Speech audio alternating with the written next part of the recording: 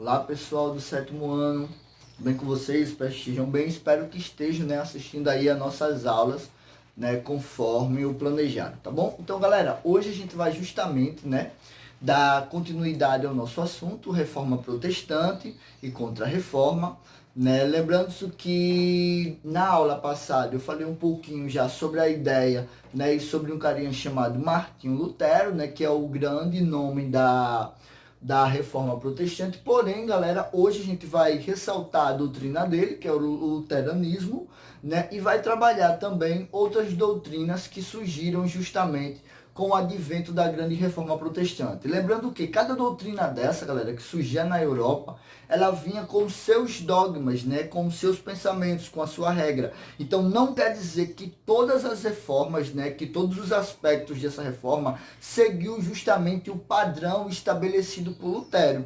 Não, Essas reformas elas trouxeram em si pontos diferentes, Vocês vão conhecer homens, que aproveitaram esse momento de revolta contra a Igreja Católica, que o Lutero lá com as suas 95 teses levantou, na Alemanha, na grande igreja de Rotterdam, E aí eles vão se apropriar dessa ideia de reforma, dessa ideia de revolução dentro da Igreja Católica e vão levantar os seus pontos centrais, atribuindo a outros nomes, atribuindo a outros tipos de doutrina e assim sucessivamente, tá bom? Então, galera, como vocês podem ver aqui no quadro, eu criei justamente um mapinha, para que a gente desse ideia, para que a gente tivesse uma ideia do que foi essa revolta e quem foi esses caras e qual foi as suas sucessivas religiões, tá bom? Suas sucessivas ideias, criada dentro desse contexto de reforma. Então, o primeiro deles, como vocês já sabem,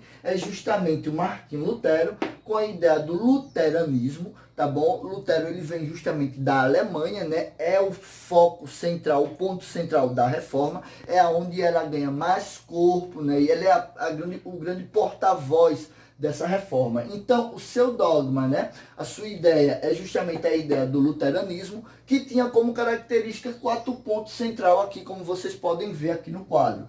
Então, você tem a salvação pela fé e não pelas obras, já que a Igreja Católica pregava que era justamente pela obra, tá bom? Por que eles pregavam pela obra, professor? Porque eles queriam adquirir fundos, bens e essa coisa, tá bom?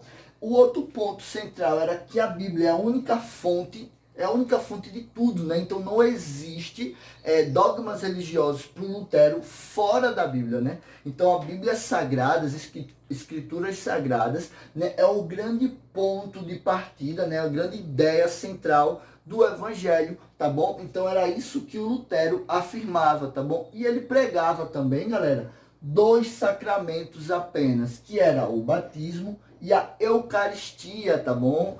Quem é católico aí vai entender o batismo lá nas águas, E a Eucaristia, que é o ato de você ir lá e pegar lá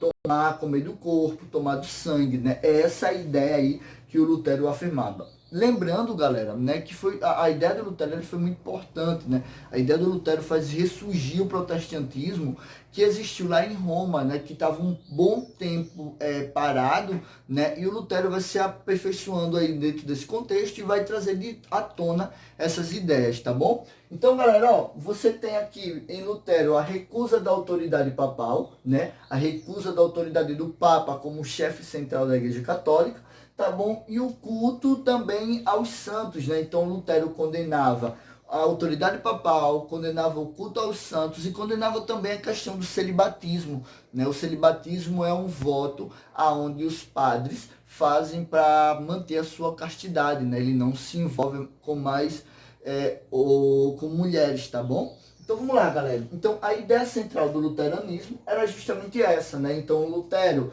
abre as portas para essa reforma, apontando esses 4 pontos aqui central, E dentro desse contexto, galera, você vai ter outro carinha muito importante, que vai ser aí o João Calvino, e a sua teoria do calvinismo. João Calvino é esse rapaz que está aparecendo aí na foto.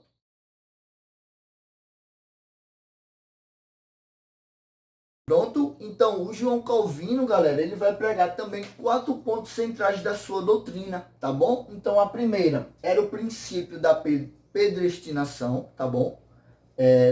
Predestinação, né? Que apontava que o rico nasceu salvo e o pobre já nasceu condenado, né? Era essa a ideia, e não importa o que você fizesse, o local não mudava, tá bom? Então a pessoa tinha que trabalhar, né? Adquirir o seu trabalho com suor, a sua riqueza, para que ele pudesse ser salvo. Então essa doutrina, né, da predestinação era a ideia central na ideia do João Calvino, né? Na ideia do calvinismo, né? Lembrando que o calvinismo ele vai durar aí uma boa parte na Suíça, tá bom? Na Suécia, na Holanda, né? São esses países da Europa que vão pregar, de fato, a doutrina da predestinação, tá bom? Então vamos lá, ó, princípio da predestinação, valorização central do trabalho, né? Defendida justamente pela burguesia. Então a burguesia, que era uma classe em ascensão naquele período, vai adotar essa ideia religiosa muito fácil. Por quê? Porque a burguesia pregava também a ideia do trabalho, a ideia do suor, a ideia do esforço, né? E por fim você vai ter aí a ideia do privilégio da salvação. Então quem trabalha, quem tem bens, quem é rico, tem justamente o privilégio do quê? Da salvação, tá bom? Então a ideia de Calvino também é muito objetiva, tá bom? Essa ideia da predestinação, beleza? Galera, aí você vai ter o Henrique VIII, esse carinha aí.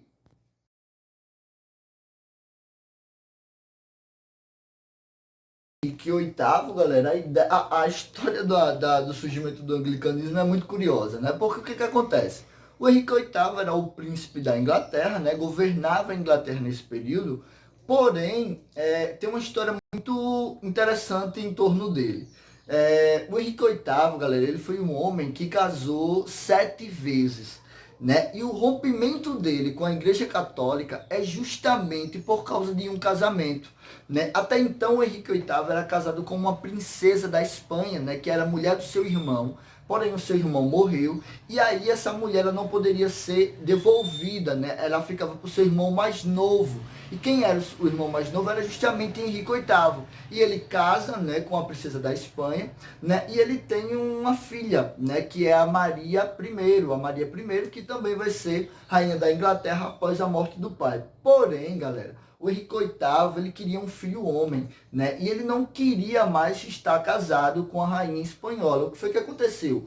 O Henrique VIII solicita o seu divórcio à Igreja Católica, ao Papa, né? E o Papa, ele nega. Porém, nesse meio termo, nessa história toda, o Henrique VIII ele vai se apaixonar por uma mulher conhecida como Ana Bolena, né, que foi o seu segundo casamento, tá bom? E aí o Henrique VIII, para poder casar novamente, porém, naquele tempo, tá, a Igreja Católica não aceitava o divórcio se não fosse pelo ato da traição. O Henrique VIII, revoltado com a negação do seu divórcio pela Igreja Católica, ele vai romper os laços religiosos da Inglaterra com o catolicismo. E ele vai criar o que a gente chama do anglicanismo, tá bom? Que até hoje é a religião oficial da Inglaterra, tá bom? Então o Henrique VIII, ó, teve o apoio dos súditos, né, a partir de 1531, quando ele solicita o seu divórcio, através do ato de supremacia que ele assina em 1534, ele além de se tornar o rei nessa questão econômica e política, ele também vai se tornar supremo na Inglaterra nessa questão religiosa. Então o que vai acontecer? Como o Henrique VIII não tinha muito bem uma ideia de religião, o anglicanismo vai manter justamente uma religião similar aos dogmas do catolicismo, tá bom? Então, 7º ano, a nossa aula vai ficando por aqui. Estudem, tá bom? Vou deixar um avisozinho aí no grupo que vai ser de fundamental importância, tá bom? Então, avisem os pais de vocês, ok? Até mais.